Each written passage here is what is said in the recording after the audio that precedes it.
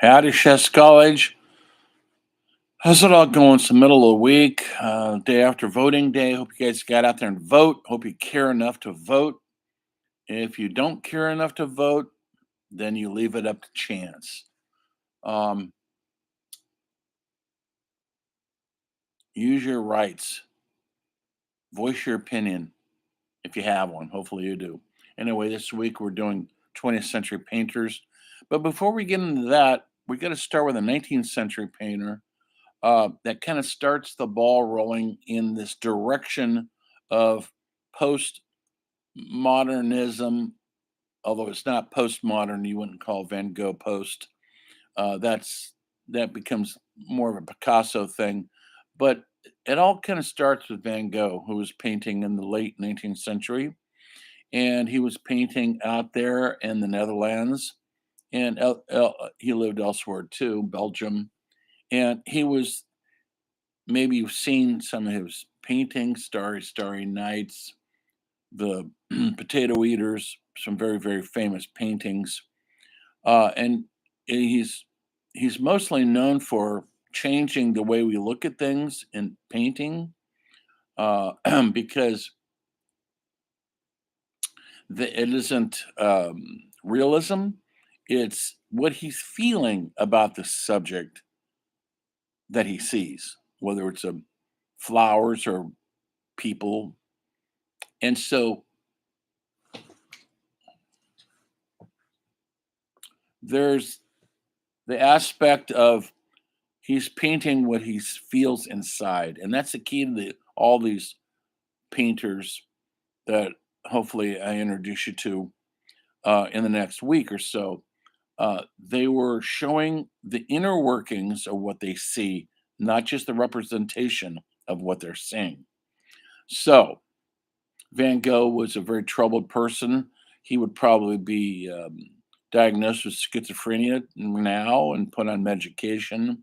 He heard voices. He was in and out of mental institutions. He would be definitely what they call bipolar, but there was no medications for us in those days. They would put him in these so-called rest homes, and then he'd come out. And he never really related to people, never really experienced love in his life, and the only time he did was with a prostitute. And he was so upset when that didn't turn out to be real that he's famous for cutting off his ear and sending it to her as a little a gift to her about how she destroyed him. Um, he painted every day as if his life depended on it, and it did. Um, that's a saying that's true in a lot of instances. Also, um, his brother is the only person that supported him financially, and is the only person that ever bought one of his paintings when he was alive. Um, he was misunderstood in his day and ended up killing himself at a young age. And he didn't even do that right. He shot himself in the chest and he lingered in the hospital for several days. Not a pleasant way to go. And it wasn't until many years later that he is discovered by other artists who, who could see his genius and what he was trying to accomplish. And now his paintings sell, they're priceless, essentially. If you ever get a chance to go to Amsterdam, I hope you do. There's the Van Gogh Museum, which I went to, and he only painted for 10 years, folks. And he put out a huge body of work, 1,200 paintings or so. He did a lot of work in those 10 years. And it's quite outstanding when you get to see it in a museum. And I suggest you do that because on the same street up the block is the Rijksmuseum. And even though we're not talking about Rembrandt today, Rembrandt, is, he's in there, and Night Watch is in there. And if you ever get a chance to sit in front of Night Watch, sit. Don't take a photo of it. Don't put your cell phone down and look at it and in the wonder. Now, this is in the days before there was art stores you could go get your paints and your canvases. They had to make their own paint a lot of times. They had people mixing alchemists mixing their paints up, and they're pretty toxic. A lot of them were lead based. A lot of the painters had a lot of lead disease. Some of them, because some of them were addicted to their own paint, and they would kind of suck on their paint brushes. A lot of them had a lot of lead problems. This is just the facts of how it used to be. Um, so Picasso will see a sunflower, for example, not Picasso, but Van Gogh, and he'll put his inner feelings, his emotions of seeing that sunflower in the painting. And that's the brilliance of what he did. And it changed everything. I got a delivery. I see the guy out there. I got to go into the door. Hang on a second.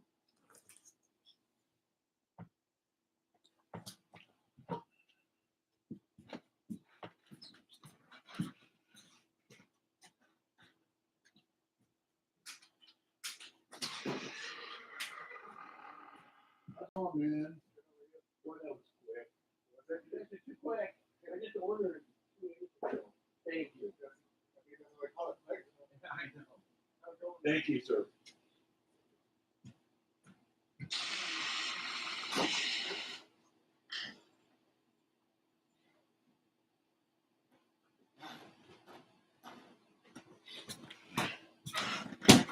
No, no, no, no.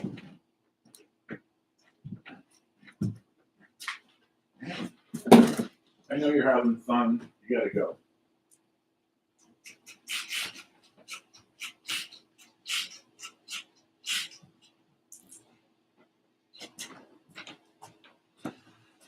Sorry.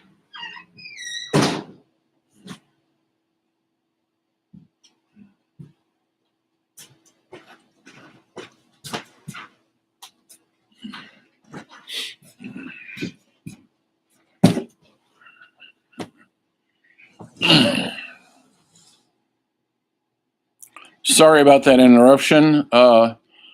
Things are so fast now when they come in delivery. I ordered a pair of headphones for my new iPhone yesterday, and it's already here at my house. Come on, it's too fast. Um, anyway, where was I? Van Gogh.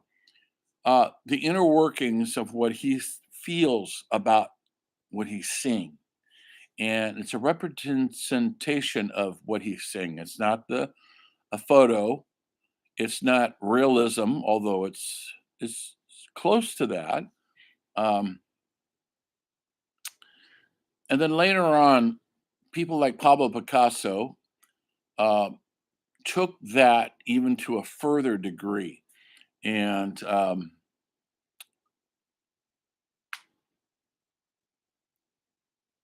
changed, turned everything upside down. Picasso cannot be overstated as the supreme creator of all essentially modern art.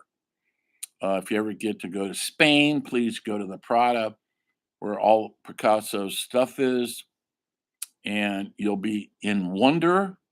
I'm going to make you guys look at a painting called Guernica, which is painted about 1938 or so, um, during the Spanish Civil War. The people wanted democracy and they wanted freedom, and they fought uh, a dictatorship, Franco, and they lost because Franco had the support of Adolf Hitler, and he ordered the bombing of this city called Guernica. Hitler's forces did it, the German army did it, and they flattened it, killed everybody in the town, every animal, all the horses. And Picasso painted the horror of what he saw in that bombing in this painting that's huge. It's as huge as, I don't know how it measures, but it's a gigantic painting in gray on gray color. It's not black and white, but it's gray, shades of gray. I'll post it. You guys will check it out. There's a little documentary that you guys can watch. I'll post it. Um, Guernica is so important because it shows the horror of war through abstract painting, not through representation of the actual, but it makes it more represents the horror better because of the abstract. And you'll see what I mean when I post it. Look at it closely and look at the animal's eyes, the horse's eyes, the horror of this horrible event happening. And in the background of that was democracy lost big that day. But a lot of people from this country joined that fight for freedom. Um, they got a they got a lot of people, New York artists, writers, painters, and they joined the freedom fighters. They died over there fighting for a just cause against Franco, who remained in office for another 60 years, executed his own people, was Hitler's right hand buddy during the World War II, fascist all the way, um, and he had the firepower to win. And if you ever read any Ernest Hemingway, his book, For Whom the Bell Tolls, is written about how he went over there to fight this good cause. A lot of what you call left leaning intellectual artists joined the freedom fighters and they were slaughtered. Hemingway survived, but he had severe post traumatic stress for many years of what he saw over there. And he wrote a great book based on that called For Whom the Bell Tolls. When we talk about modern literature, we'll definitely be covering that in a couple weeks.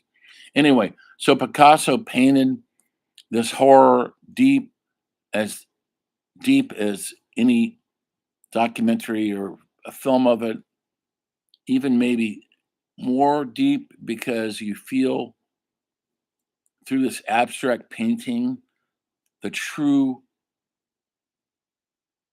terror and devastation of this results of this bombing, which was savagery. Um, so other painters in that era were looking at Picasso, people like Ashley Gorky,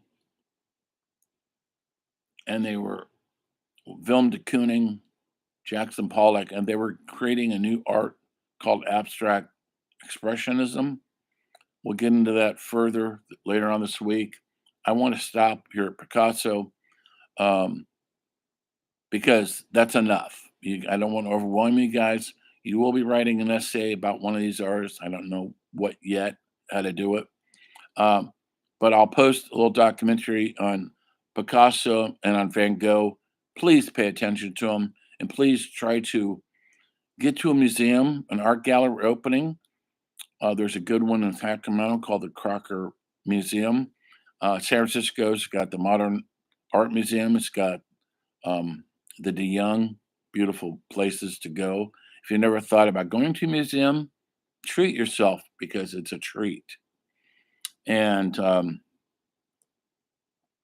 these opportunities are around, and take advantage of these things because it represents the best of who we are as humans. It tells our stories, and that's the important aspect of these art, all the stuff I'm covering in this course. Who is telling our stories? Who's going to tell our stories in the future? Maybe you. I hope you do. Talk to you later.